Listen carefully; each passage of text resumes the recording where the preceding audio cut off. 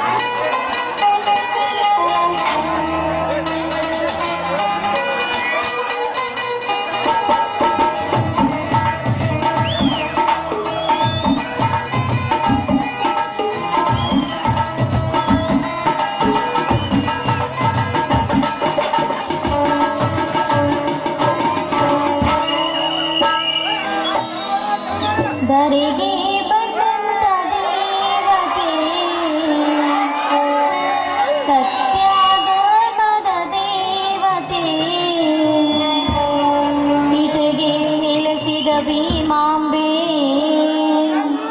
ನಿನ್ನಯ ಪಾದಕ್ಕೆ ಶರಣಂಬೆ ಶರಣಂಬೆ ಶರಣಂಬೆ ದರಿಗೆ ಬಂದಂತ ದೇವತೆ ಸತ್ಯಾದ ಮದ ದೇವತೆ ದರಿಗೆ ಬಂದಂತ ದೇವತೆ ಸತ್ಯಾದ ಮದ ದೇವತೆ ಕಿಟಕಿಯಲ್ಲಿ ನೆಲೆಸಿದ ಭೀಮಾಂಬೆ ನಿನ್ನಯ ಪಾದಕ್ಕೆ ಶರಣಂಬೆ ಶರಣಂಬೆ ಶರಣಂಬೆ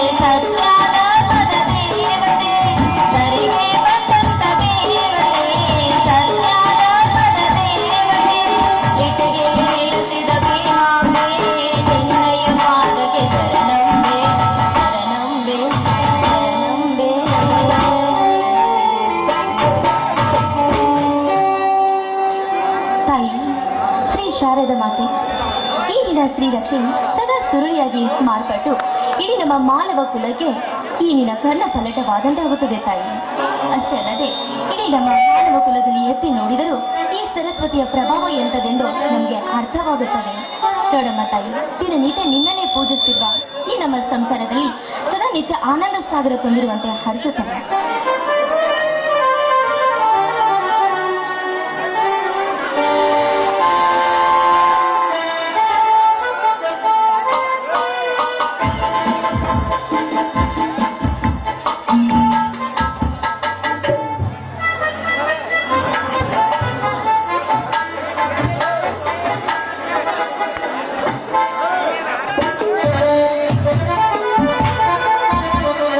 ತೆಗೆದುಕೊಳ್ಳಿ ಸ್ವಾಮಿ ಪ್ರಸಾದ.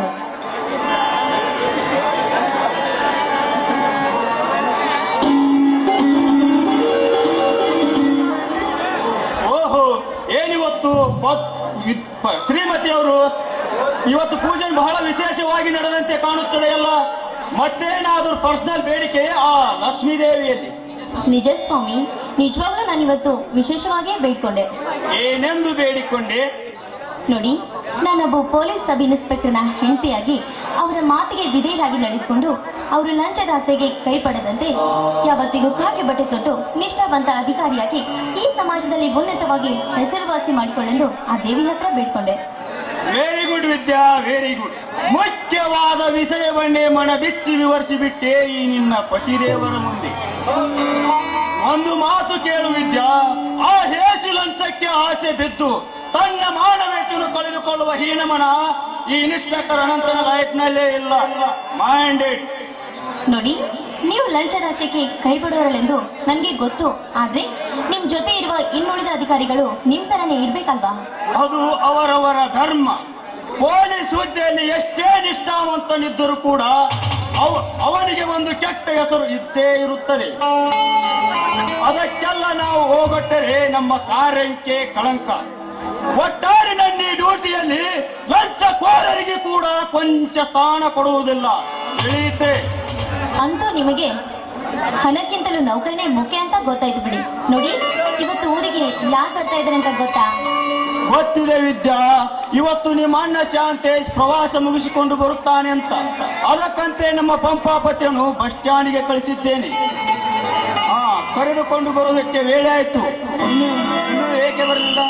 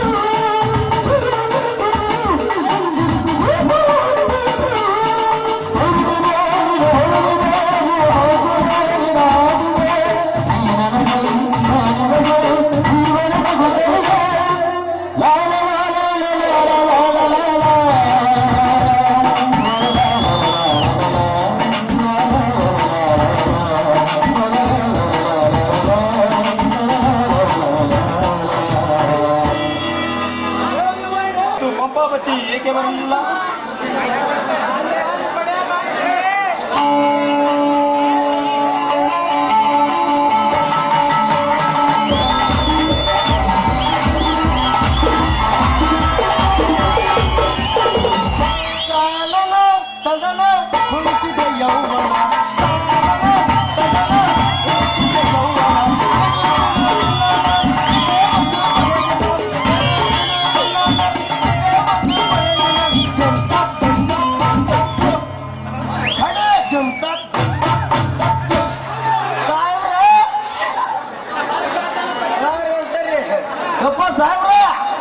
ನಮ್ಮ ಶಾಂತೇಶಪ್ಪ ಪ್ರವಾಸ ಮುಗಿಸ್ಕೊಂಡು ಸುರಕ್ಷಿತವಾಗಿ ಏನು ಧಕ್ಕೆ ಆಗ್ಲಾರ್ದ ಗುಂಡೇಟ್ ತಿನ್ಲಾರ್ದ ಬಹಳ ಮುಂಜಾರಿಗೆ ಬಂದಾರ್ರಿ.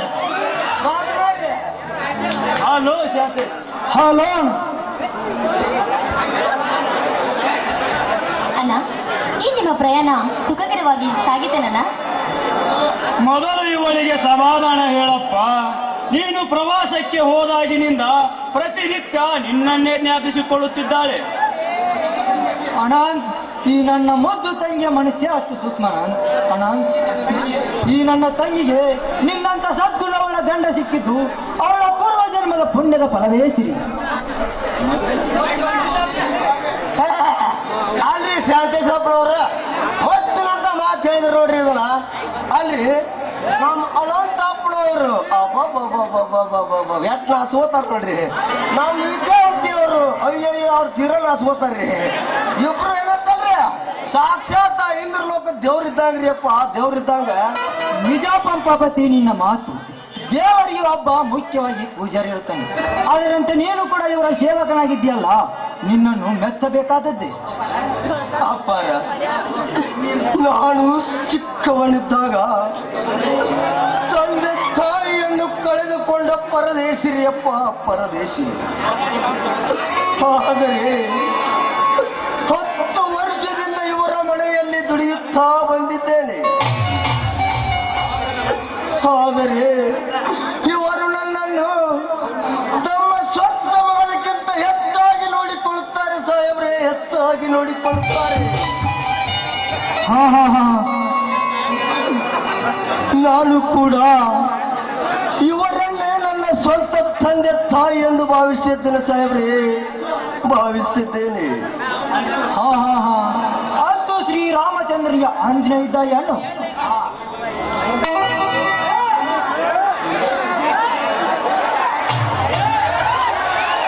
ಅಣ್ಣ, ಮಾತಿನಲ್ಲೇ ಬೇಳೆ ಆಯ್ತು ಅಂತ ಕಾಣಿಸುತ್ತೆ ನೋಡಿ. ನೀವಿಬ್ರು ಹಾಗೆ ಮಾತನಾಡ್ತಾ ಇರಿ, ನಾನು ನಿಮ್ಗೋಸ್ಕರ ಬಿಸಿ ಬಿಸಿ ಕಾಫಿ ತಡಿ ಅಲ್ರಿ ಅವರ, ನೀವು ಎಲ್ಲಾ ಕೆಲಸ ಮಾಡಿದ್ರೆ ನಡಬಾರ್ದು. ನಾನು ಟಿಮ್ ಟಿಮ್ ಟಿಮ್ ಟಿಮ್ ಟಿಮ್ ಟಿಮ್ ಬಿಡಬೇಕಂತೇನ್ರಿ? ಅಲ್ರಿ ಎಲ್ಲಾ ಕೆಲಸ ನೀವೇನು ಮಾಡಿದ್ರ ನನ್ನ ಅವಶ್ಯಕತೆ ಯಾಕೆ ಬೇಕು ಹೇಳ್ರಿ? ಅಲ್ರಿ ನೀವು ಸ್ವಲ್ಪ ಸಾಹೇಬರ್ ಜೋಡಿ ಸತಿ ರೆಸ್ಟ್ ತಗೋರಿ, ಆರಾಮ್ ಎಂಜಾಯ್ ಅಂತ ಮಾತಾಡ್ಬೇಕಂಡ್ರಿ. ನೀವು ಕಣ್ಣು ಮುಚ್ಚಿ ಕಣ್ಣು ಬಿಸಿ ಬಿಸಿ ಕಾಫಿ ಮಾಡ್ಕೊಂಡ್ ಬರ್ತೀರಿ. ಈಗ ನಾ ಹೆಂಗ್ ಹೋಗ್ತೀನಿ ಗೊತ್ತನ್ರಿ?